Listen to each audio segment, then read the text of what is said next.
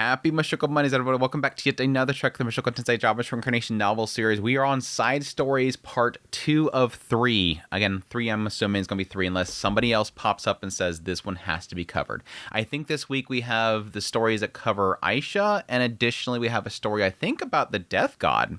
Again, I kind of skimmed them, got some brief ideas from Lucius about exactly what they're about, but I think these two are Aisha, the clever little Aisha, and then the Death God. But before we get to that, hey chat, hope you guys are doing well. Hope you guys have a great rest of the week after Mushoku Monday. But I greatly appreciate you guys' kind words, your support, all that stuff.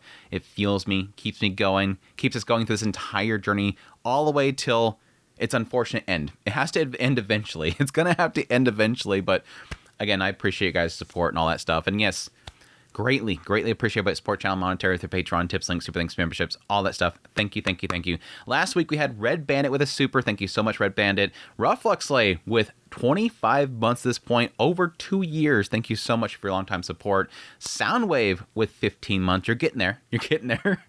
And Desmond with 25 months at this point. Again, over 2 years, which is crazy. You guys are absolutely insane. And then during the live stream, we had Makoto-sama come in with a super. Thank you guys so much for your support. Again, it means a great deal to me. But with all that said, let's just dive right into it. Let's just jump into these stories. I'm actually excited to get to this first one because anything Aisha, I eat up.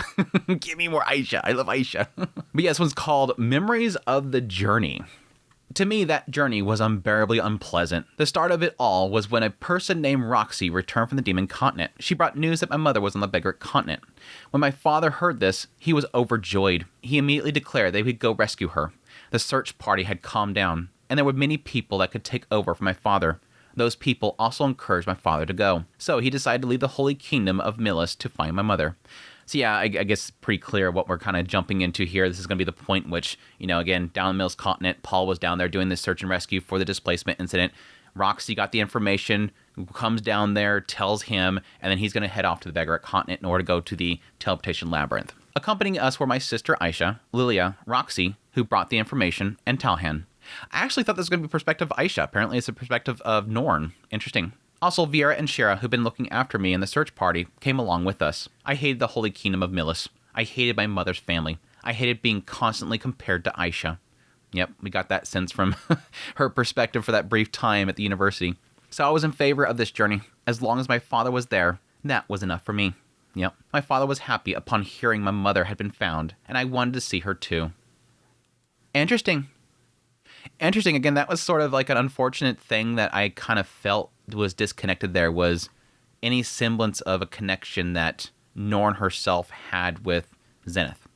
And again, that's unfortunately because she got separated from Zenith at such a young age.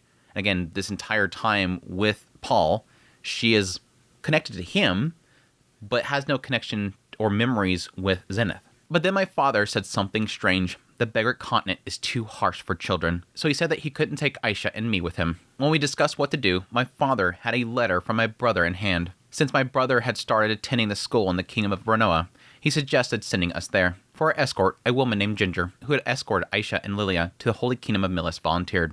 She wanted to go to the Kingdom of Renoa as well, so it was convenient. I said I didn't want to go. I didn't want to be separated from my father. Then my father said, then I'll have to leave you in Milis. Yeah, that wasn't going to fly. That was not going to fly. I don't remember this part specifically in that chapter where she meets Reserved, but that makes sense because, again, this is apparently taking place when they're in Milis, not when they get to the port city where they end up running into Reserved. I cried, asking why it had to be like that. My father looked troubled, and Aisha mocked me, saying, "Oh no, here we go again with Norn's selfishness." In the end, my opinion didn't prevail. The journey began, and we made it to the Dragon King realm. At that point, we would be separated, with one group heading to the Kingdom of Renoa and the other to the Beggar Continent. I cried and threw a tantrum. I was desperate not to be separated from my father. I absolutely hated the idea of going to my brother with Aisha. But my wishes didn't come true. In hindsight, the Beggar Continent was a dangerous place, and my father probably wasn't confident that he could protect me. He wanted me to be in a safe place. I ran out of the inn. I didn't want to cause trouble or anything like that. It was just an impulsive action, not something that I had thought through. That's why Aisha mocks me. That's when I met Reserved. Reserved gently persuaded me. He said that if I was anxious, he would go with me. Even though I still didn't want to leave my father and go to my brother, I convinced myself that it'd be okay if Rizherd came along. I didn't like it, but I accepted it. And that's the unfortunate thing. I think here there was a better message that was given in that chapter. In that chapter, when it showed them meeting each other right here, Rizherd presses upon her that she needs to get stronger. That's what she needs to do. She needs to get stronger so that she can support her father. And so our journey began with the four of us, Aisha, Ginger, Rizherd, and me. Here's where we get to the new stuff. Here's where we get to the new stuff. All right, we've arrived. We reached the commercial city of Hyrone. It was considered the gateway to the kingdom of Sharon. Finally, we made it. The first to jump off the carriage was my sister, Aisha Greyrat. She cheerfully looked around, then turned back at us with her hands on her hips, urging us to get off the carriage. Come on, hurry up. We need to catch the next carriage by the end of the day. Aisha had been energetic since the beginning of the journey. So energetic, in fact, that it irritated me, who was reluctant about this whole trip. Yeah, again, as we kind of see later on, a lot of this was kind of because Aisha was like mapping out all the carriages. Like she min-maxed the carriages to go all the way up there. She had the best and quickest route to get up there. So yeah, this entire schedule she's got set up. Like she's got the whole like Greyhound buses all mapped out, exactly where we're going to get off, which one to get on next, when the schedules will be arriving perfectly. It made sense though. Unlike me, she adored our brother. Even when we were in Millis, she kept saying she wanted to go see him. We still have time. How about we take a short break somewhere? Suggested Ginger as she got off the carriage. That's a good idea. While Aisha looks fine, Norn seems quite tired. Rizherd said this as he helped me down from the carriage. Indeed, I was exhausted. I had never been on a carriage for so long, and this journey of hopping from one carriage to another without proper rest in each town was too much for me. But if I complained because I was a child, Aisha, who was the same age, would look at me with the utmost contempt. I hated that. I felt constantly sick. My head hurts, and I was nauseous. Yeah, again, this goes back to what we got into with Norn's perspective back there when she was falling apart and Rudy's had to save her. This idea that she was always compared to Aisha. And the sad thing here, especially for this situation specifically, is that Aisha is used to physical labor. Norn isn't. Norn has never been through training physically or anything like that. She was just a child, and then she gets transported, and then she's constantly trying to, be at Paul's side. Whereas Aisha has always been, doing maid service back at Buena Village. When they got transported, she's working as a maid in the palace. Like, she's always doing physical stuff. So she's used to running around like this. Norn is a normal child. Aisha is not.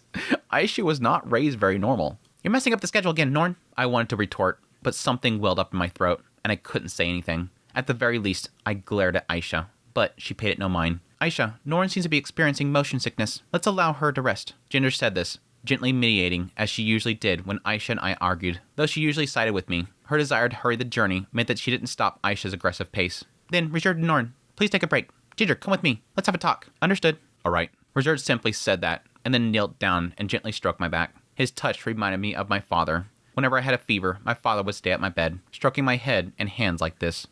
Aww. And yeah, I get this whole thing. Of course, Ginger wants to get to her master fast. She wants to get up there quickly. I think of all these individuals, I can see Ginger sort of mediating this a bit, because I think Ginger could see potentially, I don't think they ever imply this, and I'm not going to make an assumption here, but I could potentially see that Ginger would see that Norn, by status, is the highest. Because again, Paul is technically from nobility. Norn is seen as his legitimate daughter, whereas Aisha is not. Aisha is seen as the maid. So I can see this sort of being a little bit of a hierarchy here, and she would want to favor Norn the most. Plus, again, she's a mother, so she's gonna see that Norn is not going to be able to handle this very well, and is going to want to make sure that Norn doesn't die. There's going to be a little motherly instincts there to prevent Norn's death. The thought of not seeing him for a while made me want to cry. I wonder if the letter I sent from last town arrived. It was a safe route, so it should be fine. With that, Aisha and Ginger walked off. Rizherd led me to a nearby bench, where we sat down to wait for my motion sickness to subside. We are currently traveling using a special method. Initially, the plan was to have Rizherd, who had traveled to the Austria Kingdom before, guide us slowly along the route. However, Aisha did not approve of this. She argued that she couldn't afford to move so slowly, and that we should reach our brother as soon as possible. She negotiated with a commercial guild to obtain route maps used by caravans and merchants, and use these to devise an efficient travel plan. Aisha laughed, saying their management was sloppy. This is like a bunch of signs of what's to come, of her like taking over this entire group. the Root Quagmire mercenary band is like the early elements of it, watching how this stuff is managed and going, I could do better. But Ginger praised her, saying normally the commercial guild wouldn't easily disclose such information. It was thanks to your skillful negotiation that made it possible, Miss Aisha. I was completely left out of the loop the whole time. Plans were made and executed before I could say anything. Thus, with Aisha leading the way, our journey began. We switched carriages like logs floating down a raging river, joined caravans, and sometimes had Rizurd and Ginger act as guards. Occasionally, we tagged along with adventure clans, moving continuously without rest. And yeah, they implied a lot of that stuff during this period of time. The fact that Rizurd and Ginger were technically sometimes serving as guards for the caravans themselves, which is kind of a scratch your back, scratch ours kind of thing. Even while traveling, Aisha kept writing letters. She arranged for letters to be delivered ahead of our arrival, and if possible, booked the next carriage to hitch a ride on. Okay, that's what that implies. Earlier when it was talking about sending letters, it wasn't to, Rudius or Paul, it was to the next town or whatever to get ready. That's crazy, dude. She said this would ensure quick travel, but I had no idea how she was able to move so quickly. It was a completely efficient-driven plan. Aisha excelled at that.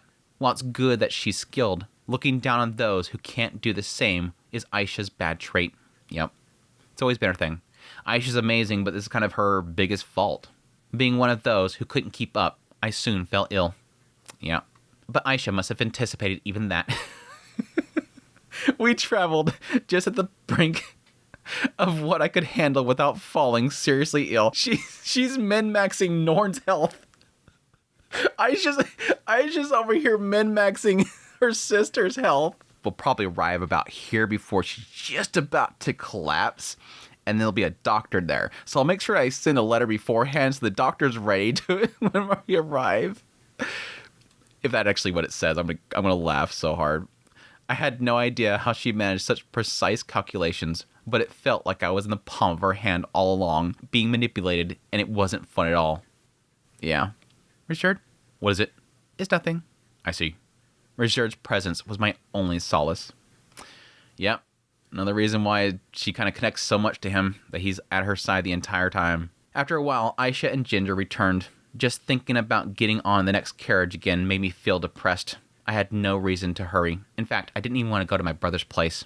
Yeah, this is kind of a thing to keep in mind. Like, carriages in a setting like this are not comfortable rides. Like, we take for great advantage what we have for, like, suspension and whatnot in our vehicles and stuff like that. Like, carriages are not fun rides.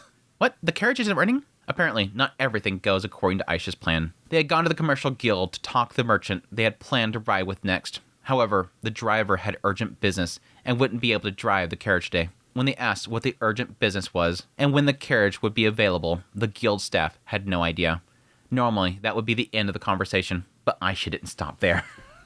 She immediately asked for the driver's whereabouts and went to inquire about the urgent business. She's like, I want to talk to your manager. No, I'm going to talk to the employee. Where does he live? Give me his address.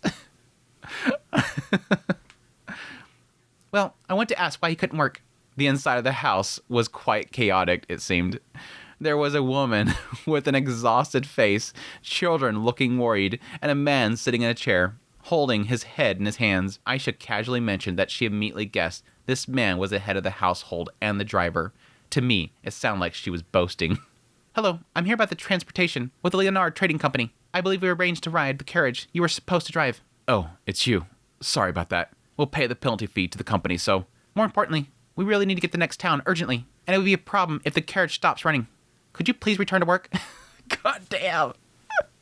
He's obviously having a big problem, like lost a child or something. I don't know. Aisha must have said this in her usual cutesy manner. Okay, apparently I didn't get that right. Despite disliking childish people, Aisha acts that way when asking adults for favors. It's sneaky, but it didn't seem to work this time. Haven't you heard? This is no time for that. I haven't heard the details. My daughter's missing. She went on an errand this morning and hasn't come back. Oh, I see. Where'd she go? To my grandfather's house, on the outskirts of the town. He's a hunter and caught something big yesterday, so he told her to come by and get it today. Isn't it dangerous to send her out of the town alone? I know that. Well, what choice did I have? I had to work today, and the whole family is busy. I see. In that case, isn't it pointless to sit with your head in your hands? I've searched for half a day and even put in a request to the Adventure Guild, but that's not the point. For the sake of the rest of your family, shouldn't you go return to work? A child like you can't understand. but parents worry about their children.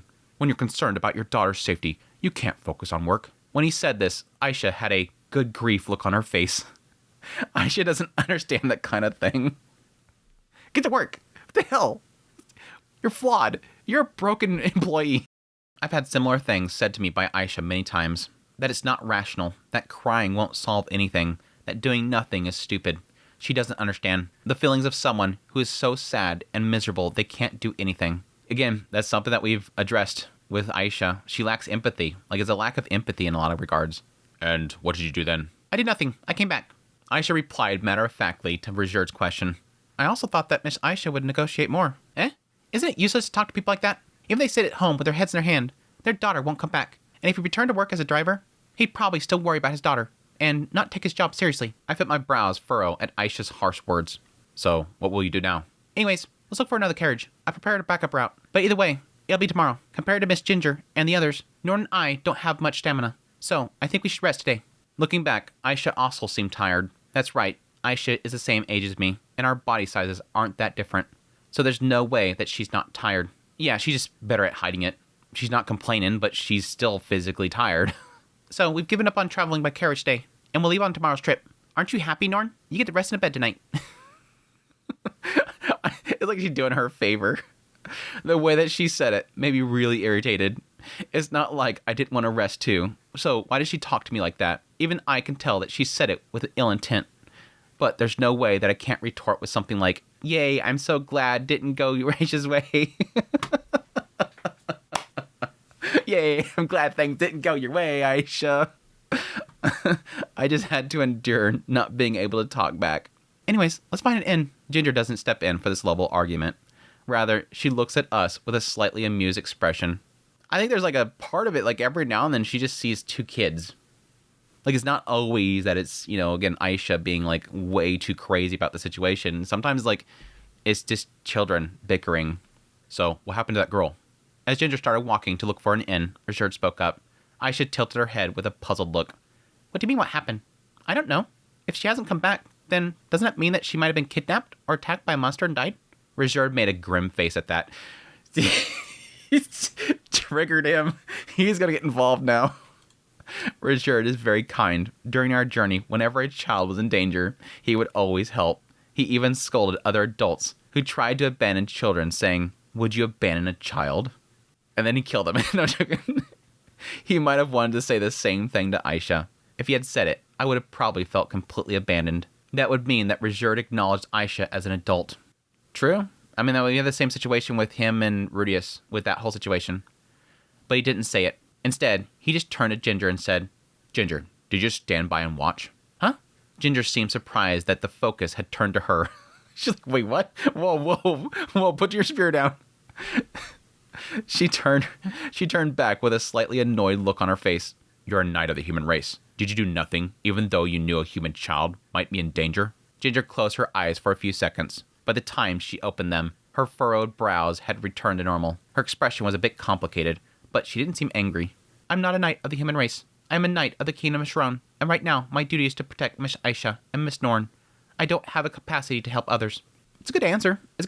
I only have 2 hands. I only have 1 body. I have to be here. This is the kingdom of Shron, isn't it? I'm indeed a knight of the kingdom of Shron. Upon my appointment, I swore to serve the king and the kingdom. Even so, I believe that a knight must fulfill their duties that they are given. This will lead to a fight. I thought immediately. Richard and Ginger will start fighting. That wouldn't be good. So I instinctively tried to intervene, but I didn't know what to say. If there are people in trouble, I think it's better to help them. The words that came out were something like that. I felt like an idiot. Ginger was saying that there was more important things to do. It seemed like I was condemning Ginger. As expected, a loud sigh interrupted the scene. It's Aisha. She's like, God damn it, my sister said something. Whenever I said something thoughtless, Aisha would always sigh like this. Norn, why are you suggesting to do something that you can't do or won't do yourself?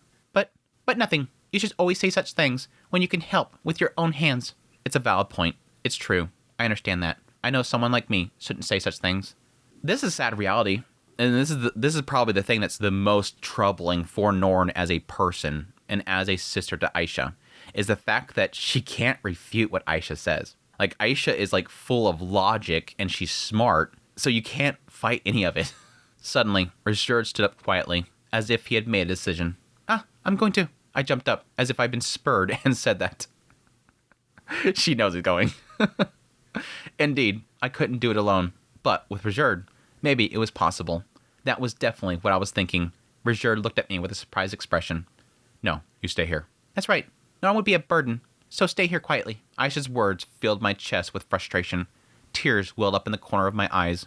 Always crying like that. Crying won't solve anything. God damn, she's so mean. Aisha's relentless follow-ups made tears fall from my eyes. My gosh. Indeed, Aisha was right again. That's the frustration. She's always right. She's always right. Whether the girl was alive or dead, Richard could search alone. And if things turned violent, Richard was more effective on his own. I would be useless. Instead of helping, I'd probably just get in the way. Yeah, Richard has his eye. He can easily find out where she is. Why not take her with you? I'll look after Miss Aisha. Ginger suggested this. I was surprised that Ginger would offer such help, but I mustered the courage to speak up. Please, Richard, I want to help too. All right, fine. Richard conceded, and so I set off to find the missing girl. She actually got what she wanted. Good job, Ginger. There's a side of me that almost think that Ginger did that in order to get her out, get the two of them separated. There's a side of me that believed that she just did it to get them separated. The first place we went to was the coachman's house. Just as Aisha described, the atmosphere of the coachman's house was filled with sorrow. When Richard entered the house, the inhabitants immediately appeared on guard. Who are you? Are you part of the gang that kidnapped my daughter? No, I'm here to find your daughter. Are you an adventurer responding to our request? Then show me the request form. No, I am. Then what do you want? We have no money. Excuse me. I found myself spouting, probably because Richard seemed visibly troubled.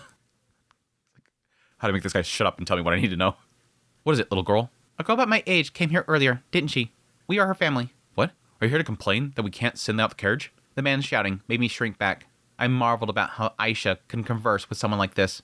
But Richard was at my side, gripping his spear tightly, ready to protect me. I wasn't scared. She's gonna get killed. No, Richard is. He's very good at finding people, and we thought we might be able to help. You're saying that you want to help find her? Despite my fear, my words seemed to get through. The coachman's expression softened into an apologetic one. Sorry, I've been on edge with my daughter missing. It's fine. I'd be raising my voice too, if I were in your shoes. Richard said that with a wry smile. Aww. Papa Richard coming through. After that, things moved quickly. Richard found a clue from the coachman's house and immediately set out to track it down. At first, I tried my best to keep up with him, but I couldn't catch up. As I was on the verge of tears, Richard lifted me onto his shoulder. Aww. He left the town and, just off the main road, found another clue, saying, "This is it." I couldn't see what he had found, but he was sure about it. Carrying me on his shoulder, he moved closer to the river. There, I could see a clear sign, a piece of fabric caught on a rock. Richard quickened his pace and started following the river upstream. We soon spotted a small hole in the middle of the river, just big enough for an adult to squeeze through. Richard set me down and, with his spear in hand, crawled into the hole. After a while, a death cry echoed from the depths of the hole, followed by the screams of what sounded like a girl. Soon, Richard emerged from the hole, carrying a girl about my age. The girl was covered in wounds, with large bite marks on her arms and legs, bleeding profusely, but didn't appear to be in any immediate danger. Her face, twisted in fear, relaxed upon seeing me, realizing that she was saved, and then began to cry loudly. The hell is in there? Like a bear picked her up and brought her back to the den to feed her to the cubs or something? Or was it a goblin? I don't know if they ever implied that goblins were in that area, though. They talked about goblins down there next to Millis, but not up here. While Berserk gave her first aid, I kept stroking her head. I felt like the right thing to do. Thanks to that, by the time Reserve finished, she had stopped crying. After we returned the girl to her home, we headed back. In the end, I wasn't able to do anything. The only consolation was that I hadn't been a burden. You consoled the girl, helped her calm down. And yeah, if she wasn't calm by seeing you, I don't think that Reserve could have rendered aid. He might have to knock her out in order to give her aid. She might have bled out. With the rescue mission successfully completed, we moved to the inn that Ginger had found us. Ordinarily, it would have been impossible to find an inn without knowing its location, but Reserve didn't get lost. If I hadn't been there, he probably would have rescued the girl much faster. How'd it go? She had been taken by a monster. It seems that she was caught while bringing a chunk of meat, and was dragged to the monster's nest. Luckily, the monster had been distracted by the meat. Otherwise, it would have been much worse. Okay, that makes more sense. I forgot that they mentioned the fact that he had caught something and she was going to go get it. That was a great job. Yes, I'm glad we could have saved her. I was genuinely relieved that we managed to save her. She had been taken into the monster's lair, and she was trembling, not making a sound, so as not to provoke the monster. If it had been me, I would have been praying for someone to come and save me. The thought of no one coming made me shudder. Truly, I was glad we saved her. Good job, Norn. I prepared everything for tomorrow. We'll be traveling by carriage again, and it'll be days before we sleep in bed again, so get some rest tonight. Aisha smiled brightly as she said this. She wasn't even being sarcastic, likely because she wanted me to sleep well, to be ready for the journey ahead. What? Aisha, like, being actually nice for once, and there's, like, a question there if she's just doing it because she just doesn't want me to be bugged and angry and not sleep. No, I'm going to be nice to her so that she goes to bed and she doesn't feel, like, angry about me, calling her out on something. She was right. Even though I hadn't done much, I was already tired and had gone to the outskirts of town, so I was exhausted. I just wanted to rest. I started walking towards the bed. Suddenly, the inn door swung open. Richard turned around. Oh, this is the place. It was the coachman from earlier. Thanks for saving my daughter. The carriage is ready to go, so I came to let you know. Poor Norn. Oh, poor Norn. She's like ready to go to bed. Oh, a little bit of a punchline on this one. That's a rough one. The carriage is ready to go, so I came to let you know. You're in a hurry, right? It'll be a bit of a rough journey. But if we leave now, we can make it in time. Are you coming? I instinctively looked at Richard. I really wanted to rest today. Richard, in turn, looked at Aisha. He shouldn't have. Aisha's face lit up upon hearing the news. Yes, definitely, she said, then turned to me with a bright smile. Her expression seemed to say, we went through all that trouble. We can't refuse their kindness, right? With a bit of pressure, she added, I've already prepared everything, so we can leave immediately. Norn, can you manage? Yes. Of course, I had no choice but to agree. We finished our preparations and left the inn. As we walked towards the commercial guild, with heavy steps, Richard placed his hand on my head. Norn, you're a great help today. But I didn't do anything. That's not true. Richard didn't say much, and I still didn't understand how I'd been helpful. But his warm hand made me feel coming along had been the right decision. Oh, that's cute. I think this chapter ended up becoming two different segments. One part of it is, again, getting more detailed into the crazy stuff that Aisha did. Again, we covered a lot of that, was the idea that she, like, literally figured out the routes and everything and picked the perfect way to get there. Where to go backwards, too. In some cases, they had to go back and then go forward once again because it was the quickest route.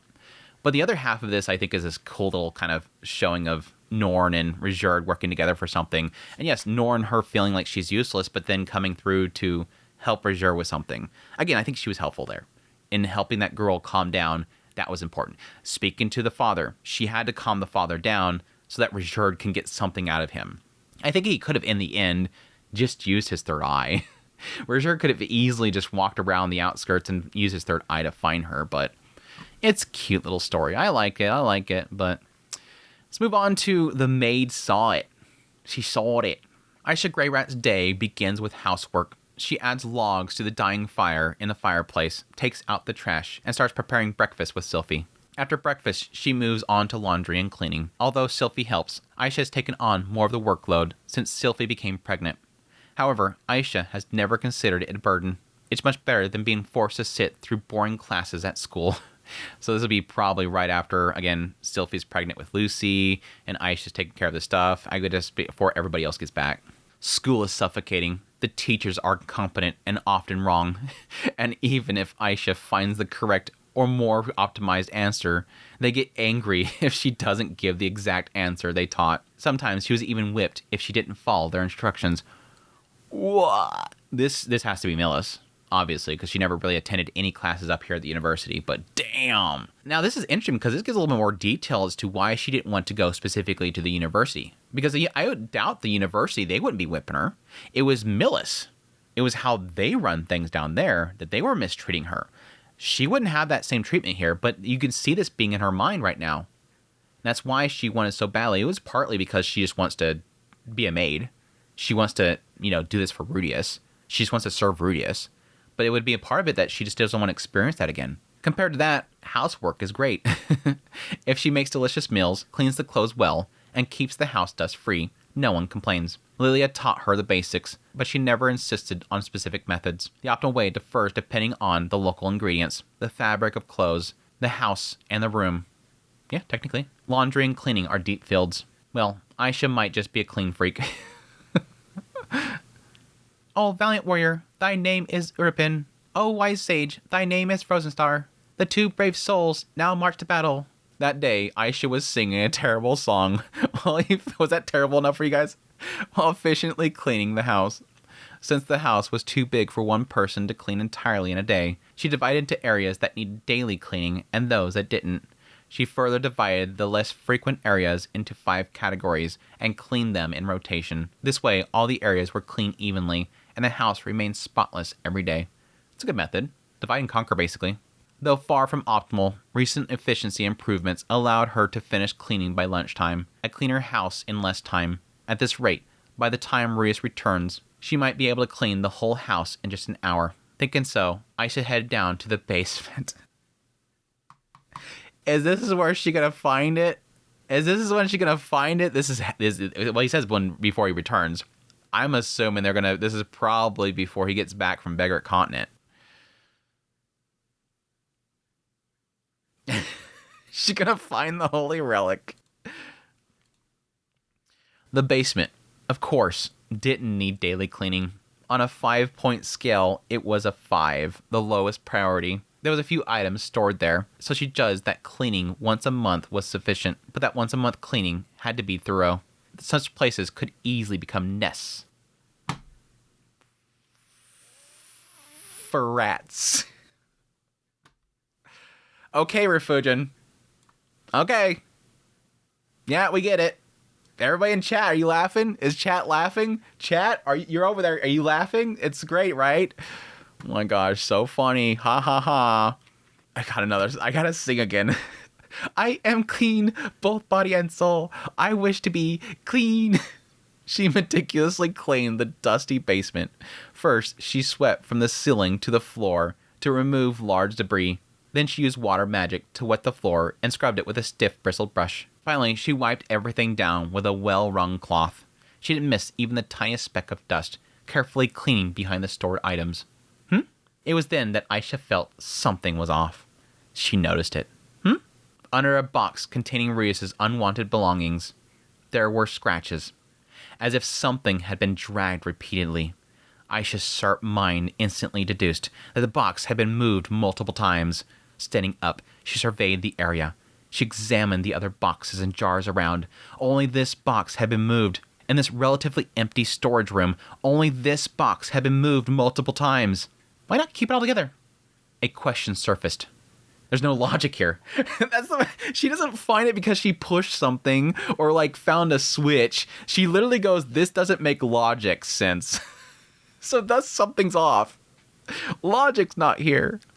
A question surfaced. Why were this box and another box and vases placed slightly apart from each other? Though the contents were categorized, there was no need to place them so far apart. It seemed like they were just thrown in without much of a thought. But Aisha, since there was some intention behind the arrangement, a basement storage room with an intentional arrangement usually had a clear purpose, Aisha became curious about what her beloved brother was hiding. Hee, I wonder what my brother's hiding. Grinning, Aisha tilted the box and looked underneath, but there was nothing. After carefully examining the box and the floor, she stood up and looked around. Was there a meaning to this arrangement? Why was there a need to move only this box? Aisha walked to the entrance of the basement and then walked straight towards the box. Aisha found the easiest position to move and stood there. Like this? Then she moved the box along the scratches. After scanning her surroundings to confirm nothing had changed, she narrowed her focus. She carefully inspected the reachable area. Next, she checked the area that could be reached by taking one step. The wall was close, specifically the wall to her right. Aisha's hand couldn't quite reach it, but with Ruius's height, he could move the box, take a step, and reach the wall. Here it is. With certainty, Aisha examined the wall. She noticed a faint crack, almost invisible unless looked at very carefully. A hidden door. Keeping her left foot in the initial position, she extended her right hand, feeling for a spot that Ruius would find easy to push. If it were too high or too low, the box's position would be different. So it must be in the middle. Here. She pushed firmly, and the wall moved. It slid smoothly and silently, as if well-oiled. Wow! And then Aisha saw it, the hidden altar behind the secret door. On it lay a small piece of cloth. Now that I think about it, my brother does like this kind of stuff. Recalling her brother's interest, she felt a bit repelled. But at the same time, a sly smile formed on her lips. I'll say this for when I need it. Years later, Aisha would skillfully use her brother's secret to get her way. But that's a story for another time. I do have to admit the ending of that's a little bit abrupt, but still, it's literally the origin story of what she ends up using. Which is funny that I read this now, because literally last week, Mushoku Tensei's episode was the beat episode. Which, yes, by the way, beat. I always thought it was bite. Beat. It's cute. It's cute. And the last one, I think this is the last story for this Mushoku Monday, is the Death God's 3-minute cooking. I wonder if this is gonna make me cry. I wonder if this is gonna make me cry. If it talks about like post death of Pax, it might. I'm hungry. What should a knight do when their master says something like that? Especially when that master is pregnant, mentally exhausted, and hasn't eaten properly in the past few days. Okay, so this is gonna be Benedict, and if she's pregnant, that means it's post Pax's death. In the past, Randolph might have said, "Oh, is that so? What a problem." I gotta get my Randolph voice again. Aw, is that so? What a problem. I had like an extremely bored voice for him, brushing it off with indifference. Or he might have eagerly started cooking, but that was only because he enjoyed cooking, with no sense of loyalty involved. Randolph was a knight of the Dragon King realm, but he lacked awareness of a true knight. That's because he didn't become a knight due to his loyalty being recognized, but simply because the title made it easier for him to operate. I don't think they ever implied that before. I mean, the whole thing with like him, cooking down there and having that restaurant and Ruya's completely ruining it, and then the guy coming by and saying, come work with me. However, things were different now. He had found his king. The king wasn't particularly remarkable as a king, nor was he outstanding as a person. In fact, he was quite an unpleasant fellow. Yet strangely, Randolph got along well with him. For a lone wolf like Randolph, who was often misunderstood and feared by others, this person was someone he felt comfortable being around. Unfortunately, that person is now dead. But the king's final orders remained. And those orders were to protect the girl in front of him, who was hungry and had a new life growing inside her. Feeding her would ensure the protection of both. Thus, Randolph immediately decided to cook. Please wait a moment. That being said, there was no portable rations, and they were in a wilderness that was uninhabited. Even gathering ingredients was difficult, and the pursuers from Sharon were closing in. Okay, so they're still on their way out. Could he really cook under such circumstances? I'll prepare something right away. Yes, he could. Because Randolph Mariani was the 5th rank of the 7 great powers, the Death God. A man born in the Dragon King realm and raised in the Demon Continent. The wilderness of the Demon Continent was far harsher than the Central Continent, and food was a rare find. Compared to that, this place was a paradise. Saying that ingredients were scattered everywhere wouldn't be an exaggeration. Randolph dashed off. Speed was of the essence. Benedict could change her mind at any moment and decide that she didn't want to eat after all. Human desires are fleeting after all. Even before Benedict had mentioned her hunger, Randolph had already spotted a beast that looked like it could be eaten. Within 30 seconds of running, Randolph caught up with the beast and decapitated it with a single strike. He kicked the fallen body, sending it into the air. And with a single slash, he split it open. As Randolph grabbed the beast by the leg, its body shuddered mid-air, and its entrails spilled out. A quick flick of his sword severed the organs from the body, and they dropped to the ground with a wet thud. Randolph continued slicing, severing the beast's legs. This creature had special organs in its rear thigh. This organ is formed by the transformation of the muscle, and thanks to this organ, the beast can leap several times higher than others. Though it wasn't common knowledge, this organ could be eaten raw, and was highly nutritious. Randolph took out a clean cloth from his pocket, carefully cut the organ, and laid it out on the cloth. He plucked some wild herbs nearby, sprinkled them over the meat, and then pulled out some salt, sprinkling it from a high angle. It was done. Returning to Benedict with a dish in hand, he said, "Sorry for the wait." All this had taken only 3 minutes. Sleep. Here you are. It's raw, though. It's raw. It's bloody raw. What the hell? You gonna give me raw? Benedict picked up a piece of the meat with her fingers and began chewing it. Her expression gave away no reaction to the taste of the dish. How is it? Benedict has always praised Randolph's cooking, saying it was delicious. That's why he casually asked, "It's not good." The reply, however, wasn't what he had hoped for. Of course it wasn't. Benedict wasn't a gourmet. But being suddenly served raw wild game wasn't something one would easily find tasty. Being edible and being delicious are entirely different things. But Benedict didn't stop eating. "But if I don't eat, this child will die." She too carried Pax's will within her. Without complaining, she was determined to fulfill the duty left to her as one of the survivors. "Make something tastier next time, please." "Understood. I'll make sure to prepare something far better next time." Seeing in her determination a reflection of his own, Randolph replied sincerely from the heart. They both have a duty that was given to them by Pax. They both have a duty to carry on. She has to carry on his will, and Randolph has to carry on the duty to protect her. Sweet. It was sweet. That's a nice little kind of bittersweet story about Randolph and Benedict. I like that one. I like that one a lot, but that's it. That's it, chat. That's all we're going to cover for the day. That's it. I think this recording went really well. I'm actually kind of happy with it. It might be about an hour, but we'll see. But I think this is a good recording overall, and I think it'll be a pretty meaty episode. I honestly just had a lot of fun. I think these chapters was a lot of fun. There was a good little bit in here about like Norn and Aisha and that kind of relationship that we've talked about before, but kind of expanding a little bit. But I think overall I had a lot of fun with these chapters. So once again, thank you to Lucius for the suggestions for the chapters to kind of go through here. But that's it. That's it for this week. But I hope you guys enjoyed this Mushoku Monday as always. Thank you guys so much for dropping by for the premiere. I hope you guys have a great rest of your week after Mushoku Monday ends. I greatly appreciate your guys' support, your kind words, all that stuff. And yes, greatly appreciate everybody support channel monetarily, Patreon, tips, links, super links, memberships, all that stuff. Thank you. With that said, until next week, until technically the last Mushoku Monday of content. Again, I haven't really 100% decided if I'm going to do that and then do I'm thinking maybe possibly either me doing a tier list that will be a premiere or potentially just doing a live. Let me know in the comments in the chat. Let me know if it's something that you guys be interested in actually doing a live tier list during the Mushoku Monday time.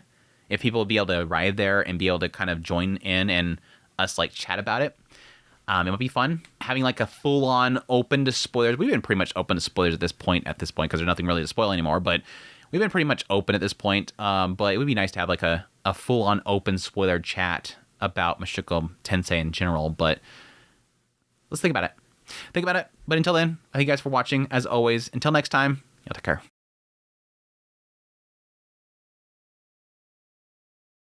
Oh, wise sage, thy name is Frozen Star? I have somebody saying something. I don't know who it is. I gotta figure out who he's talking to first. It doesn't say who he's talking to. I think I know who he's talking to, but I have to confirm it. Refugin, why can't you say who's talking? Once again, I will not miss this. I hope that Since a Bookworm doesn't do this kind of crap, but I'm not going to miss this. It finally says Benedict's name. Finally says her name after half this chapter.